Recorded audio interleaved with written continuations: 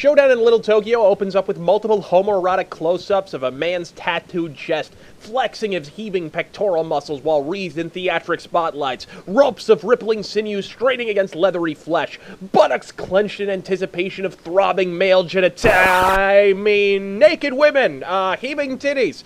It's at this point we're familiarized with the only song featured in this entire soundtrack. Yes, that. The abject pedestrian ripoff of the X-Files theme brought to you courtesy of a $40 Casio keyboard under the tutelage of a dyslexic baboon on a double espresso. Kick back with an adult beverage and get fucking used to it, because if you're not hearing that loop, you're not watching Showdown in Little Tokyo. Believe me, you will pray for death before the end, folks. I don't know who the fuck David Michael Frank is, but I suspect after this film came out, he was losing job offers like a kindergarten teacher with Tourette's.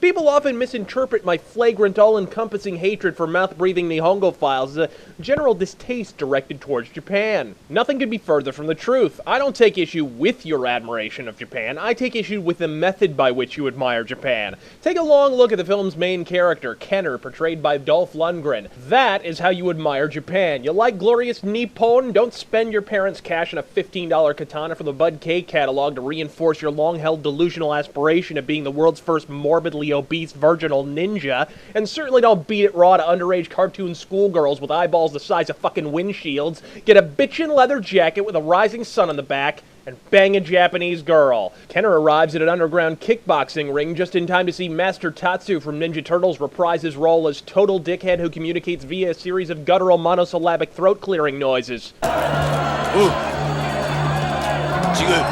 Now, you know, a little, Primatine might just help clear that up there. Naturally, he's flanked by Vanilla Ice backup dancers, packing fucking heat! Suddenly it's the shootout at the Okinawa Corral and every guy in a brightly colored shirt winds up dead, which in 1991 is a lot of fucking people. Tatsu and the Funky Bunch run off in search of this film's plot, but Dolph Lundgren immediately gives chase, at which point Tatsu makes the ill-fated decision to try to run him the fuck over. And this shit happens.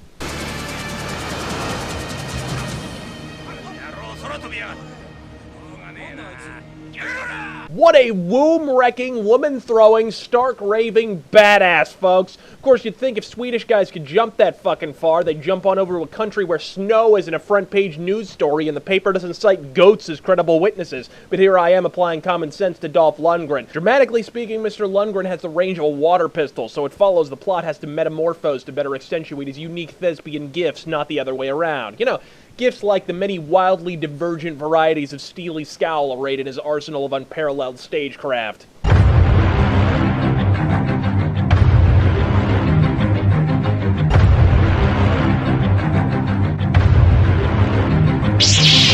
Agent Kenner spends the following morning knocking back some cheap sushi at a cafe when the Funky Bunch make a surprise appearance, and it becomes immediately clear why Tatsu communicates chiefly through a series of grunts. Good morning, Mama-san. We are from New Merchants Association. You are highly thought of in the community. We are looking for a donation. If you're wondering why the cafe owner's wearing a floral kimono, it's because Tatsu's accent just set the Japanese people back 500 fucking years. Thank Christ Kenner steps in before he can complete his thought, because by the time that sentence ended, it'd be the motherfucking yayoi period. Mid-fight, Brandon Lee has the immense misfortune of happening by, which prompts him to intervene and in the process dub Dolph Lundgren the only thing he never was in Rocky IV. Hey, champ. Come on. Listen, champ. Champ, You give up everything you are, champ. we're in trouble here, champ. There's more bad guys than we have bullets. Once foreplay is concluded, it's established they are in fact working on the same case, the objective of which we can only assume at this point is to mercilessly beat every Japanese person in Los Angeles. Luckily, one of the Yakuza is left behind, and during questioning, Kenner and the home viewing audience make a staggering discovery.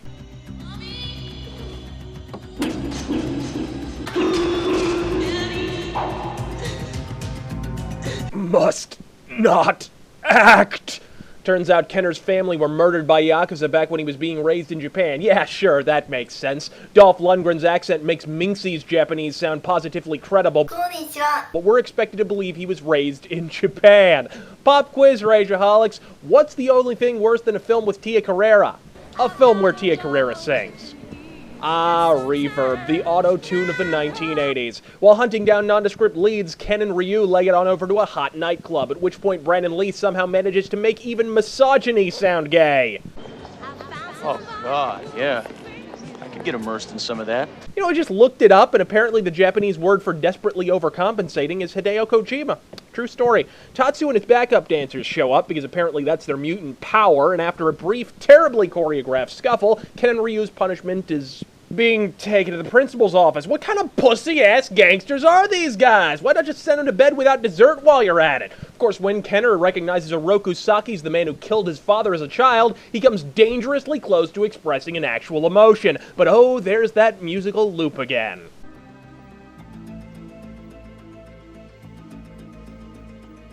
If those 3 bars of synthesizer music got around anymore, they'd have to be renamed Olivia Munn's Clitoris. After Ryu talks his partner out of doing something that would prematurely end this film, Kenner at last spills the beans about his past, which prompts his partner to utter one of the single most profound works of literary genius penned in the 20th century. Savor this magic moment, Rageaholics. We're gonna nail this guy. And when we get done, we're gonna go eat fish off those naked chicks. This motherfucker's closet is in the closet.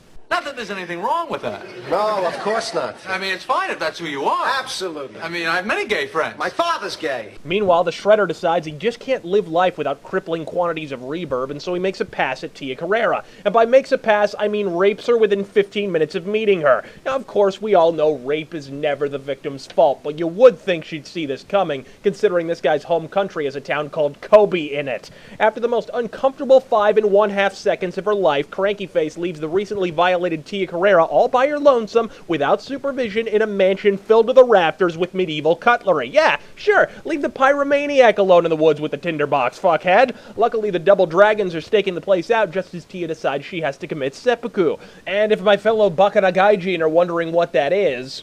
Ritual suicide is rarely done by women unless they've been irredeemably dishonored. Well, she did star in Relic Hunter for 4 seasons. Kenner moves on ahead, and we're treated the most stealthy, sneaking soundtrack you're ever likely to hear.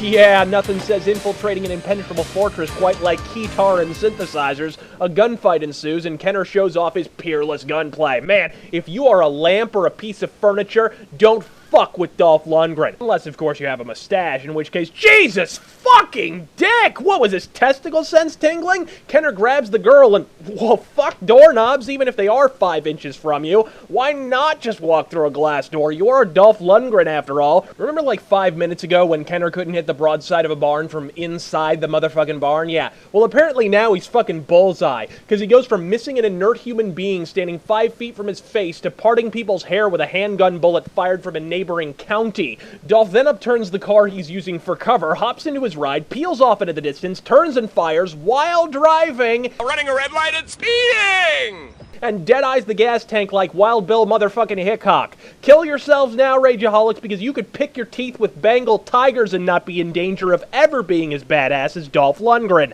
In an effort to protect Tia Carrere from her pursuers, the Double Dragons elect to hole up in the most strategically defensible location they can possibly think of, which of course is a house made of fucking paper. I assume because he couldn't finish constructing his sandcastle in time. It becomes immediately clear Miss Carrere plans on eating Swedish tonight.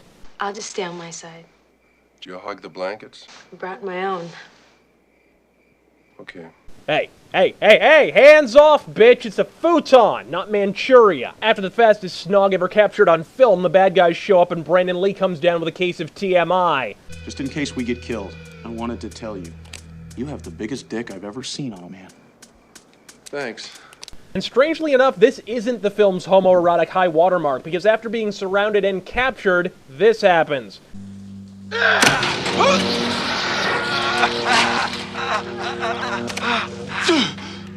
You know, throw in a speculum and a domineering octopus, and this is the spitting image of a hentai I once watched. Accidentally, of course. But you can't keep a good hentai rape victim down, and the Double Dragons manage to evade capture yet again. How do they plan to topple this nefarious narcotic enterprise, you ask? How else? By crashing through the wall of the factory they had no reason to believe Tia Carrere would be in, and judo chopping the entire nation of Japan. Logic! Bullets fly, Asians die. It's a bit like the Vietnam War, except when it's over, Jane Fonda isn't going to use the devastation to advance her film career. Brandon Lee somehow manages to corner Master Tatsu, but learns quickly he has a whole lot to learn about working a pole. Tatsu flees into the distillery where a frenetic hand-to-hand battle takes place, and Brandon somehow gains the upper hand and the opportunity to say possibly the finest one-liner you'll ever have the privilege of witnessing.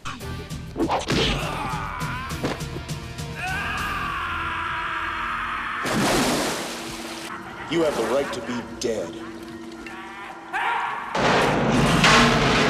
Thanks for the sandwich. Keep the change. In hell. Meanwhile, the Shredder flees the distillery with Dolph in hot pursuit, and try as he may, he just cannot hit this motherfucker. If only he were driving in the opposite direction. He ducks into a nearby Japanese pride parade, and while he doesn't have enough time to determine if they've made a violent tentacle porn float, he does have enough time to manufacture a false sense of peril. You don't have the honor to fight like a man. You do believe in fate, don't you, Kenna? Which prompts them to throw the fuck down with a katana fight right there in the middle of the goddamn street. You already know how this shit's gonna end. What you don't know is how goddamn ridiculous it's going to be. So just try not to hyperventilate with laughter.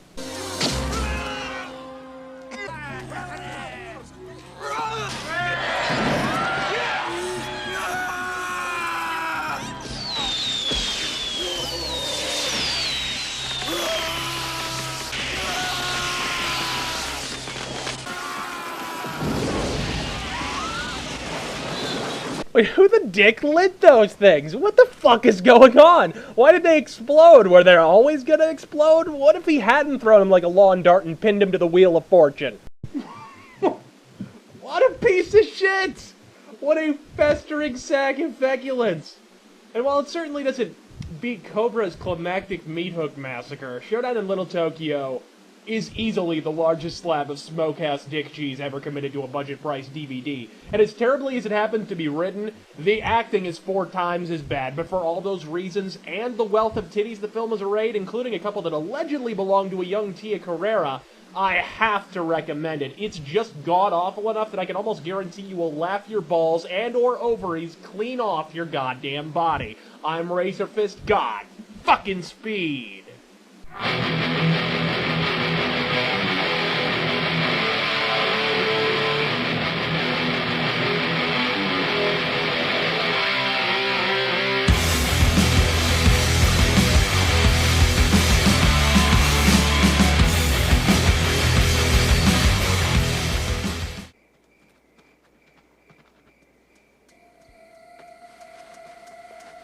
What's wrong?